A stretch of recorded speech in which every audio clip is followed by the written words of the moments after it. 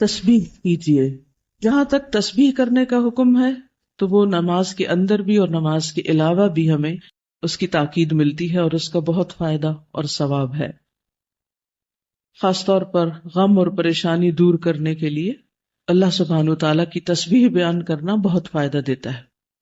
اسی طرح نماز کے سجدے کے علاوہ جیسے سجدہ تلاوت ہے، سجدہ سہو ہے، سجدہ شکر ہے، تو ان تمام سجود میں بھی تسبیح کا حکم ہے. پھر اسی طرح وتر کے آخر میں سبحان الملک القدوس، اسی طرح عام سبحان اللہ و بحمدہ، سبحان اللہ العظیم، سبحان اللہ و بحمدہ، سبحان اللہ والحمد للہ ولا الہ الا اللہ واللہ اکبر کے شروع میں بھی ہر نماز کے بعد 33 بار سبحان اللہ. اسی طرح سبحان اللہ و بحمدہ عدد خلقہ ورضا نفسہ. تو تسبیح کے کئی صیغے ہمیں ملتے ہیں، تو ہمیں اپنی زندگی میں کثرت کے ساتھ اللہ سبحانہ وتعالیٰ کی تسبیح کرنی چاہیے. بس آپ نصیحت کیجیے.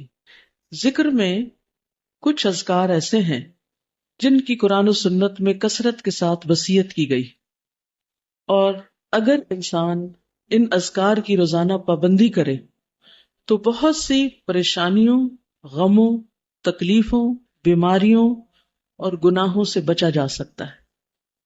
یہ ذکر قلعہ ہے، محفوظ قلعہ. جب انسان اللہ کا ذکر کرتا ہے تو ایک محفوظ قلعے میں آ جاتا ہے. کس کس چیز سے قلعہ ہے؟ کس کس شر سے؟ ہر پریشانی، غم، تکلیف، بیماری، گناہ، ان سب چیزوں سے محفوظ ہو جاتا ہے. کون سے ہیں وہ ذکر؟ نمبر 1 الصلاۃ علی رسول اللہ، رسول اللہ صلی اللہ علیہ وسلم پر درود بھیجنا. نمبر 2 کثرت الاستغفار.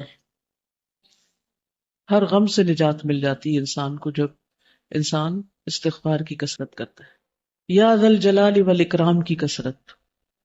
رسول اللہ صلی اللہ علیہ وسلم نے اس کی تاکید کی ہے کہ کثرت سے یا ذا الجلال والاکرام پڑھا کرو. آج ہم میں سے کس نے کتنی دفعہ پڑھا؟ شاید ایک دفعہ بھی نہ پڑھا. تو اس کی عادت ڈالیے. جو میں آپ کو 5 ذکر بتانے لگی نا، ڈیلی میک شور کہ آپ یہ کرتے ہیں، چاہے کچھ دفعہ ہی کریں. تھوڑا شروع کریں گے، زیادہ کی بھی عادت ہو جائے گی انشاءاللہ. لیکن اس کا فائدہ بہت زیادہ ہوگا. فائدہ یہ کہ آپ بہت سے غموں اور پریشانیوں سے نکل آئیں گے.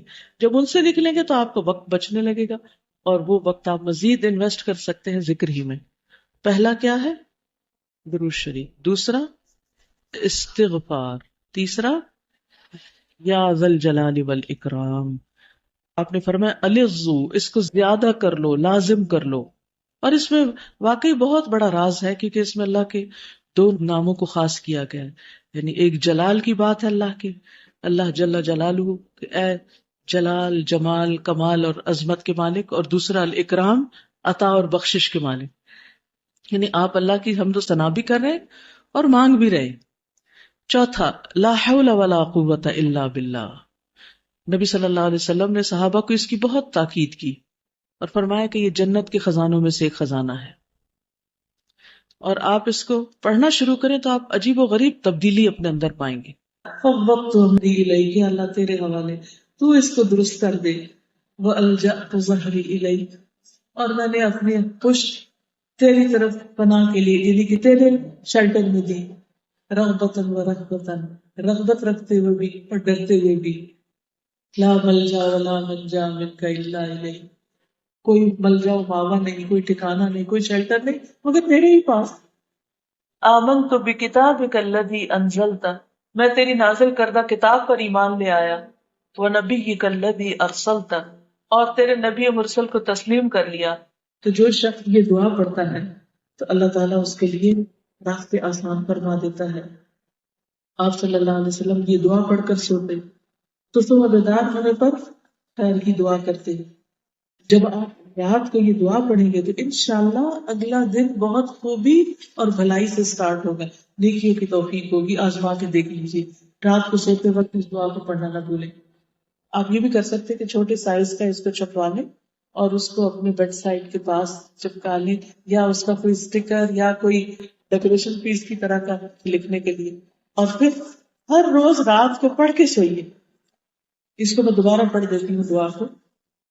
حضرت براء بن عازب روایت کرتے ہیں کہ رسول اللہ صلی اللہ علیہ وسلم نے مجھ سے فرمایا کہ جب تم اپنے بستر پر آؤ تو کہو اے اللہ میں نے اپنے آپ کو تیرے سپرد کر دیا، میں نے اپنا چہرہ بھی تیری طرف متوجہ کیا اور اپنے تمام معاملات تیری تفویض میں کر دیے، میں نے اپنی پیٹھ کو تیری طرف جھکا دیا، تیری رغبت کرتے ہوئے یا تیرے عذاب سے ڈرتے ہوئے۔